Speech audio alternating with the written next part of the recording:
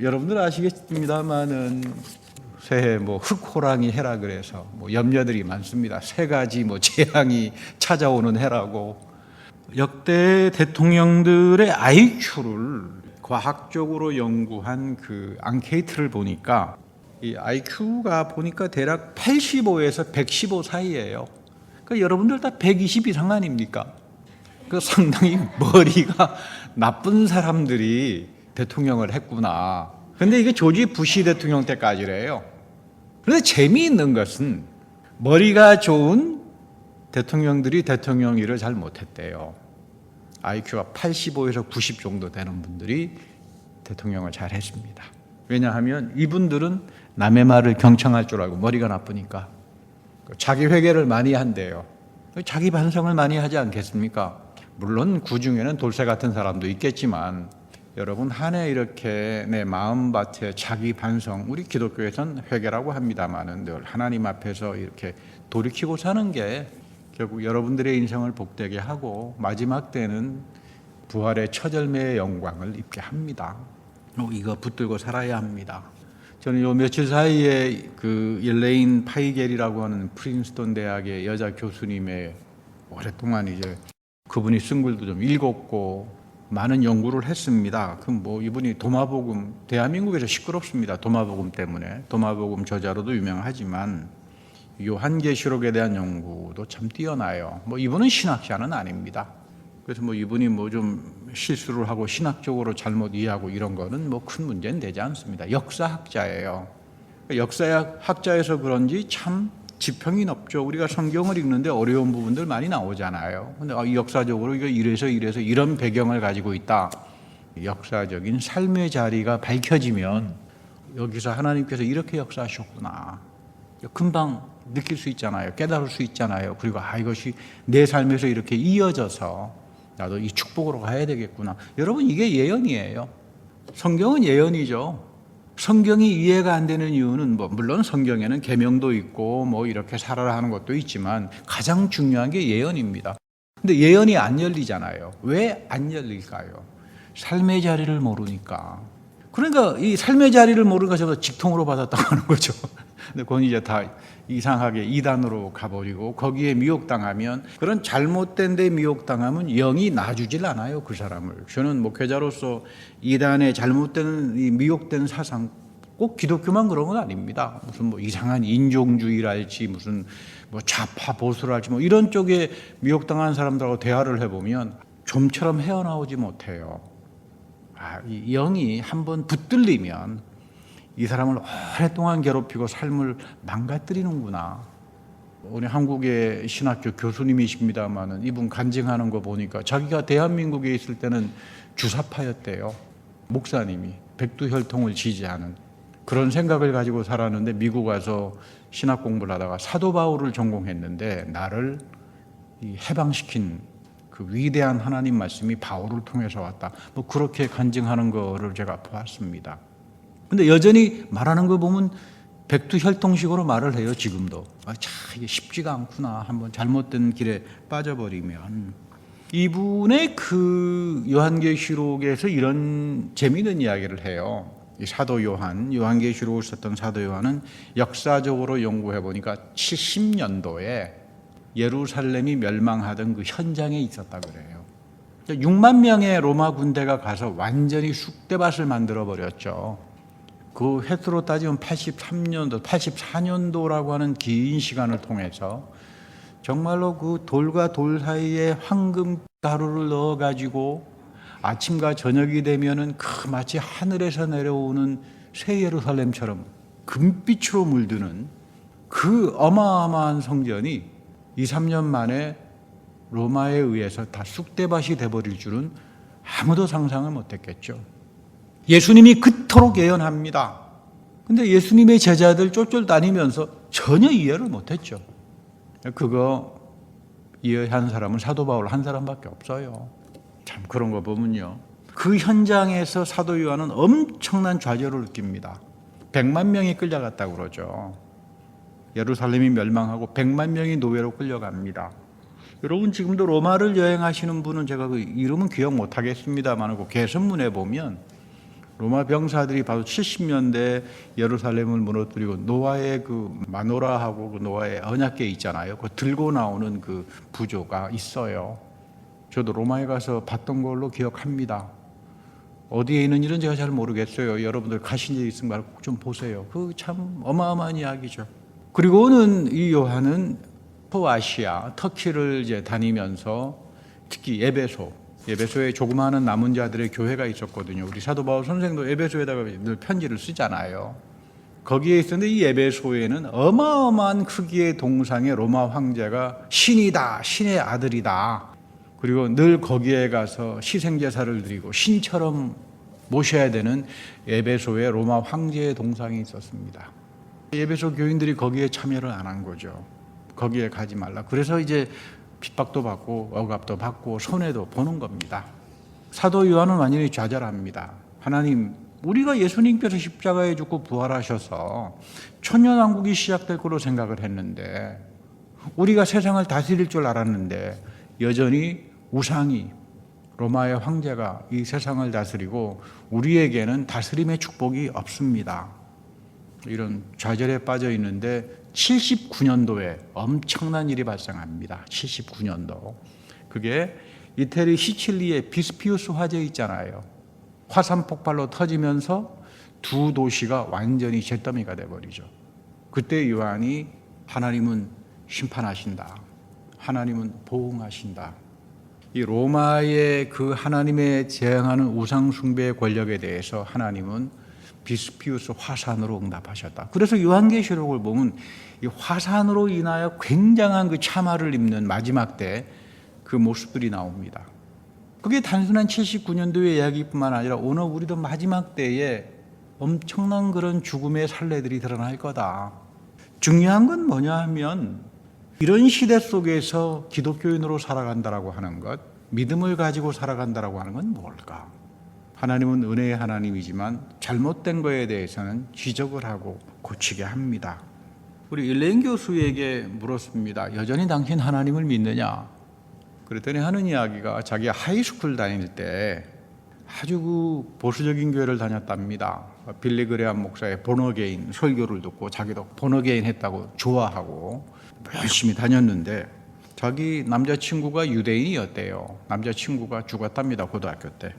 그랬더니 교회 갔더니 사람들이 그 예수 안 믿다가 죽었으니까 지옥 갔다. 예수 천당 불신지옥. 그러면서 마치 교회가 자기는 자기 남자친구의 죽음 때문에 굉장히 마음 아픈데 무슨 소셜 클럽처럼 우리는 다 구원받은 사람이야. 예수 안에 있으니까.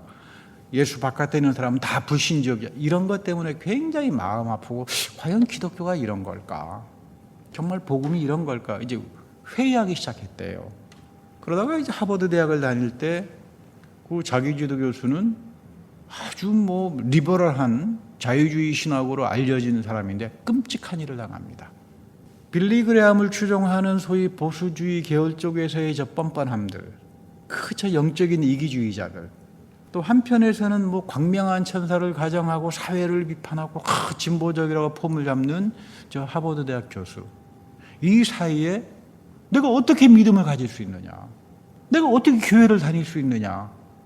결혼을 해서 5살 된 아이가 불치의 병으로 죽었습니다.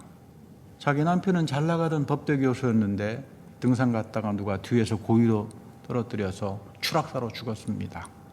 아직도 그 법적 문제로 해결을 보지 못한 그런 미제로 남아 있습니다. 이 고통이 밀려오기 시작하는데 자기를 더 아프게 한 거는 그때만 해도 자기는 교회를 다녔대요. 그 소위 복음주의의 교회 같이 다니는 믿음 좋은 친구가 와서 한다는 이야기가 너 죄가 많아서 그래. 너 원죄가 많아서 너가 이 고통을 당하는 거야. 이거 어거스틴이 그런 말을 했어. 이 말을 듣는 순간 자기는 교회를 완전히 떠났대요. 그리고는 가장 자기가 미워한 게 어거스틴이라고 하는 사람이었다 그래요. 저는 이 말을 들으면서 이분이 신학자는 아니니까 오해도 할 수 있지만 더 나쁜 사람은 자기가 알지도 못하는 원죄의 죄 들먹거리면서 그 아파하는 사람에게 가가지고 완전히 그 상처에다가 소금을 뿌려버리는 그 사람들이 진짜 기독교인들인가? 이 사람들이 정말 하나님을 믿는 사람들인가? 이 영적인 이기주의로 넘치는 사람들에게 과연 하나님의 영광의 빛이 있는 걸까? 오히려 이들에게 이가보 천상들이 나타나는 것이 아닐까? 이런 참 가슴 아픈 생각을 한 적이 있습니다. 그리고 한편에서는 저분이 저걸 기회로 해서 어거스틴을 좀 제대로 공부를 했다면 참 좋을 뻔했다. 어거스틴은 악이라고 하는 건 뭘까? 죄라고 하는 건 뭘까? 악은 어디에서부터 생겨나오는 걸까? 딱 네 글자로 표현합니다. 사자성어입니다. 선의 결핍. 이 네 가지 말은 성경 전체를 요약하는 말입니다. 대단히 깊어요. 깊다가 보니까 쉽게 이해를 못합니다. 지금 이 말의 배경에는 이런 게 있습니다. 바울은 아담 안에서 우리 모두가 다 죄를 지었다. 그 말이에요. 원제가 아담 안에서 우리는 다 죄를 지었다. 이게 무슨 말일까? 오랫동안 묵상하고 연구하면서 사자성어를 내놓죠. 선의 결핍. 오늘 이 표현이 예수님께서 이런 말을 합니다. 어떤 사람이 와서 무릎 꿇고 물으면서 선생님이요. 왜냐하면 예수님께서 그 복음서를 읽다가 찌찌의 옷을 입고 다니셨어요. 여러분 그 여인이 예수님 옷깃을 잡아서 병이 나았다 그러잖아요. 그게 이제 원래 뜻이 찌찌예요. 랍비들이 입는 옷이에요. 그래서 우리 예수님이 바리새파 계열에 속해 있었구나 그 당대에. 그래서 흔히 예수님을 랍비 불렀잖아요. 그때 예수님께서 아주 날벼락 같은 말씀을 하시죠. 내가 선한 선생이 아니다. 그 당시는 랍비들, 바리새파 사람들이 가르침을 선하다고 여겼고, 그래서 그 사람들을 선한 사람이라고 생각했습니다. 그래서 이 청년이 와서 선하신 선생님 이렇게 말하죠. 그러니까 지금 예수님께서 다 뒤 돌려보내는 거죠. 바리새파를 가르치는 저 사람들이 선한 사람들이 아니다. 쟤네들 회칠한 무덤이야. 선한 분은 하나님밖에 없어. 그러니까 여러분 성경에서 말하는 선은 하나님이에요. 하나님만이 선하신 분이다. 내가 이 하나님을 떠나기 시작하면 선의 결핍이 나타납니다. 그렇잖아요. 내가 선한 사람인가? 내가 도덕적으로 훌륭해서 이런 거 중요하지 않아요. 하나님이 내 안에서 떠나버렸나? 하나님 말씀이 내 속에서 떠나버렸나? 성령의 영광이 그 빛이 나를 떠나버리면, 미혹당하면 선의 결핍. 그래서 나에게 가장 무서운 현상인 이가보 천상이 나타나는 거죠. 이가보 천상이라고 하는 게 왜 무서운가? 언약궤를 빼앗깁니다. 여러분, 우리 믿음의 사람들에게 가장 소중한 축복은 언약궤예요. 우리 질그릇 속에 담고 있는 그 보배가 언약궤입니다. 예수 그리스도를 말씀하시죠. 그 언약궤 안에 뭐가 있어요? 토라가 있잖아요. 말씀 전체를 상징하는 십계명, 토라 하나님 말씀이 담겨져 있잖아요. 이가봇이 나타나면 말씀의 진리와 말씀의 축복이 떠나버립니다. 아론을 통한 제사가 있잖아요. 오늘 우리 예수 그리스도의 십자가의 희생을 통해서 성만찬의 예배로 이어지잖아요. 마지막으로 그 안에 담겨져 있는 게 뭡니까? 하늘의 만나예요. 하늘의 만나가 사라집니다. 그리고 저주와 사망이 우리에게 닥칩니다. 이것이 이가봇 천상인데 이걸 가리켜서 선의 결핍이라고 말을 하는 겁니다. 오늘 우리 한 해에도 가장 염려해야 될 부분은 내가 하나님으로부터 결핍이 돼서는 안 된다. 하나님의 언약궤, 내게 가장 소중한 보배가 되는 예수 그리스도의 말씀, 그리고 성만찬의 예배, 이런 것들을 통해서 하늘의 신령한 세계가 열리고 광야의 삶 속에서 하나님의 만나의 축복을, 그 신령함을 얻는, 여러분 이 믿음을 가지고 사는 게 가장 소중한 이야기입니다. 그 LA는 클레몬트 신학 교수라고 하는 분이 쓴 큐복음이라고 하는 글을 제가 2주에 좀 읽었습니다. 하도 큐복음, 영지주의 복음, 도마복음 해서 도대체 이 사람들이 무슨 말을 하나 하고 봤더니 여러분 큐라고 하는 건 없어요. 마태복음이 큐예요. 이 사람의 글을 읽어보니까 이 큐복음은 딱 두 가지로 요약됩니다. 딱 두 가지로. 하나는 하나님의 나라가 나를 다스린다. 하나님의 나라라고 하는 말 여러분 잘 이해해야 돼요. 하나님 나라는 평화예요. 하나님이 내 인생에 나가가지고 전쟁을 해주실 때 하나님 나라가 나에게 임합니다. 그러니까 여호와 샬롬이라고 하는 말이 전쟁 용어죠. 여러분 올해 한 해도 내가 인생의 광야에 나가서 수많은 전쟁을 치를 겁니다. 바이러스, 아마겟돈급 바이러스가 또 온다 그러죠. 경제 엄청납니다. 엄청난 경제 폭탄이 올 거다라고 난리를 쳐요. 사방이 완전히 포위가 되어가지고 어떻게 해볼지 모르는, 전혀 미래가 보이지 않는 이런 사회가 2022년도도 될 겁니다. 그러나 중요한 것은 하나님이 이런 광야의 전쟁에서 나를 다스려 주셔야 된다. 그래야 내가 평화의 삶을 살 수 있다. 그렇지 않아요? 하나님 나라가 나를 다스려야 한다. 하나님 나라가 나를 평화로 다스려 주실 때야만 나는 복된 삶을 살 수 있다. 두 번째는 남을 절대로 정죄하지 않는 겁니다. 그러니까 남을 뒤에서 음해하고 거짓말로 정죄하고 사람을 무시하고 일종의 요셉의 느메시스 원리라고 그러죠. 이 두 가지가 다시 말하면 마태복음 속에 담겨져 있는 Q복음의 핵심이에요. 이렇게 사는 사람들에게 다시 말하면 자족이라고 하는 축복이 옵니다. 나는 왜 자족할 수 있을까? 배고픈 사람이 자족하지 못하죠. 우리 흔히 자족 그러면 막 금욕적으로 막 뭐 이렇게 가난하게 사는 걸 자족이라고 생각하는데 성경에서 자족은 전혀 그런 이야기가 아니에요. 자족은 하나님이 내 삶 속에서 상상하지 못하는 곳에서 넘치게 채워주신 그 만나의 축복을 얻은 사람들이 자족하는 거죠. 나는 이 한 해에 이 만나의 형통함을 얻고 살아가는 자족을 어디서부터 얻을 수 있을까? 딱 두 가지밖에 없어요. 하나님이 내 삶을 다스리고 광야의 전쟁 속에서 나를 평화로 인도해 주셔야 됩니다. 두 번째는 요셉의 느메시스 원리. 절대로 남을 정죄하고 음해하고 비방하고 이렇게 살지 않는 사람에게 하나님의 자족의 축복이 온다는 그런 이야기죠. 로마서 5장 12절에서 굉장히 중요한 이야기가 나옵니다. 우리 모두는 아담 안에서 죄를 지었다. 그리고 이 죄에 대해서 하나님은 3, 4대까지 보응한다. 이 부분이 참 어렵게 만듭니다. 우리 일레인 교수도 여기에서 신학자가 아니니까 넘어가 버린 거죠. 그래서 교회를 떠났다. 사실 이 표현에 보다 더 중요한 말은 많은 유전공학자들이 오히려 죄의 유전을 말하지만 성경은 죄의 유전을 넘어서서 더 소중한 것 하나를 이야기합니다. 하나님은 너를 아담으로 본다 그 말이에요. 아담의 죄는 정죄입니다. 선악과를 따먹고 선의 결핍이 나타나고 탐심과 자기 우상 숭배로 인해서 자기 우상 숭배가 심한 사람들은 반드시 모든 것들을 다 남 탓으로 돌립니다. 절대로 이런 사람들 회개하지 못합니다. 그런 사람을 가리켜서 성경에서는 양심의 화인을 맞은 자들이다. 여러분 오늘 교회를 보면 양심의 화인 맞은 사람들로 넘쳐요. 그리고 자기네들은 전부 다 신앙생활 잘한다고 이야기하는데 이미 끝난 겁니다.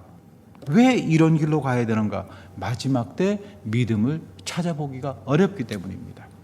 내 속에 하나님의 다스림이 있어야 되고 언약의 계의 축복이 있어야 돼요.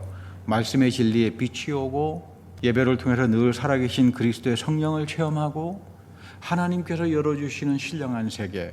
우리 요한계시록 마지막에 보면 새 하늘과 새 땅이 나온다 그러잖아요. 성경에서 말하는 미래는 다 우리 현실 속에 들어와 있는 미래예요.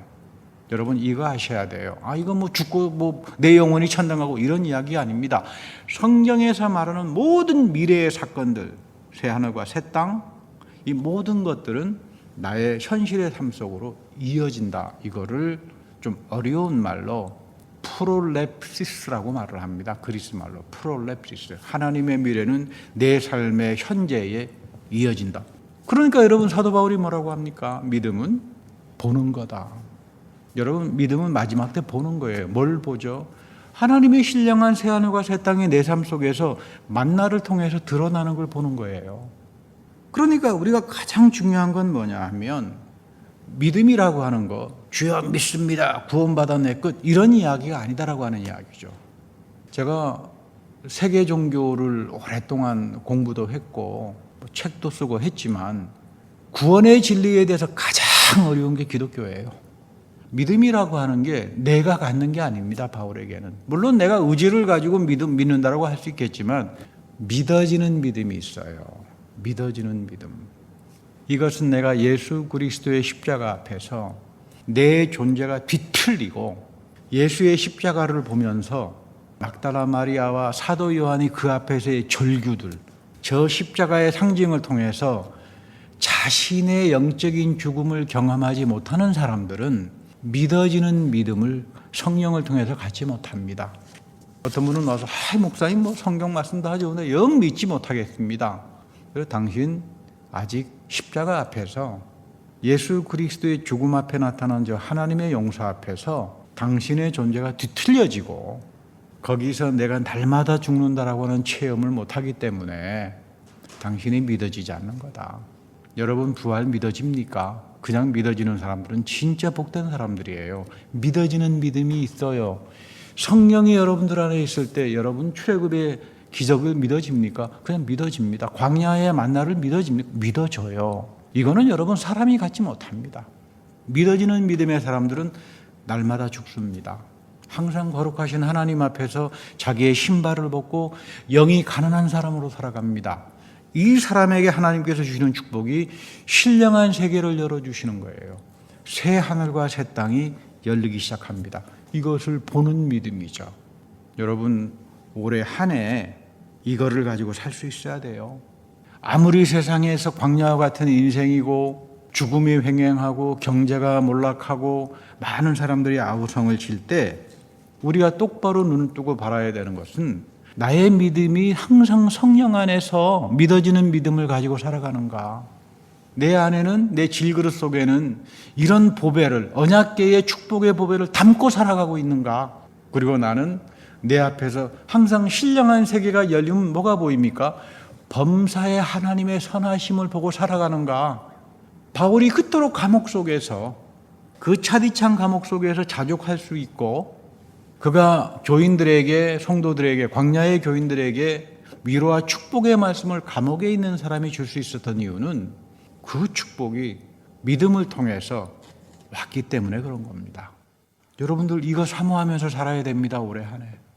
주님 나에게 믿어지는 믿음을 주시고 신령한 세계를 보면서 범사의 하나님의 선하심, 더 이상 이가보 천상이 나타나는 선의 결핍이 아니라 범사의 하나님의 선하심을 보는 그 믿음의 세계를 가지고 살게 해 주십시오.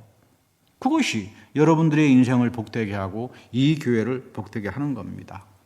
한국의 그 도마복음 7장을 가지고 해석하는 것들을 제가 한번 쭉 봤더니 참 가관이더라고요. 도마복음 7장에 보면 이런 말이 나와요. 사람에게 먹히는 사자는 복이 있도다. 그러면 사자가 사람이 되기 때문이다. 그러나 사자에게 먹히는 사람은 화가 있다.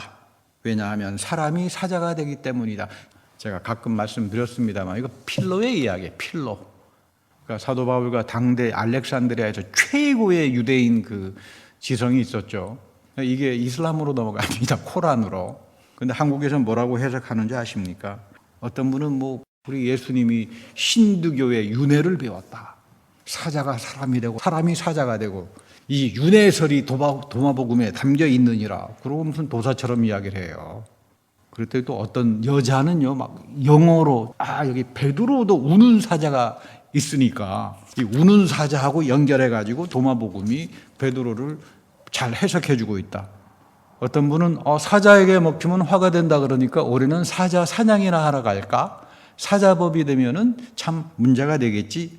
아니다. 호랑이 밥이 되지 맙시다. 뭐 이렇게 해석하는 사람도 있고요. 여러분 이 잘못된 복음에는요. 다른 복음이라고 그러죠. 짝퉁 복음에는 모든 해석을 누가 하죠? 누가 한다고요? 자기가 해요. 귀에 걸면 귀걸이, 코에 걸면 코걸이. 거기에는 성령의 영광의 빛이 나타나지 않죠. 이가봇밖에 나타나지 않죠. 여러분 사실 우리가 하나님의 성경은 마치 에베레스트 산과처럼 높고 깊고 심원해요. 다 모릅니다. 그러나 그 세계의 신령한 세계로 들어가서 말씀의 진리의 맛을 본 사람들은, 하나님의 선하심의 맛을 본 사람들은 우리는 이 믿음을 사모하고 보는 믿음을 사모하고 범사의 하나님의 선하심을 사모하며 살아가게 될 겁니다. 뭐 올해 한 해도 여러분 탈도 많고 어려움도 많을 겁니다. 여기저기서 불길한 소리도 들려올 겁니다. 그러나 우리가 염려해야 되는 것은 나에게는 선의 결핍이 없나? 나는 하나님의 말씀으로부터 빗나가지 않았나? 나에게는 이가보 천상이 나타나지 않나? 이거를 가장 염려하면서 살아야 됩니다.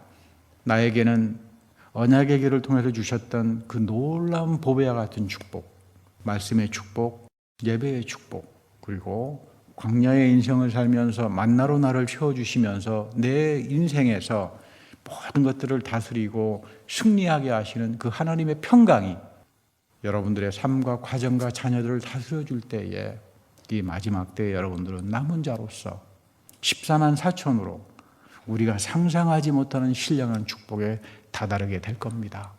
이런 축복이 여러분들과 그리고 이 교회에 함께하기를 기원합니다.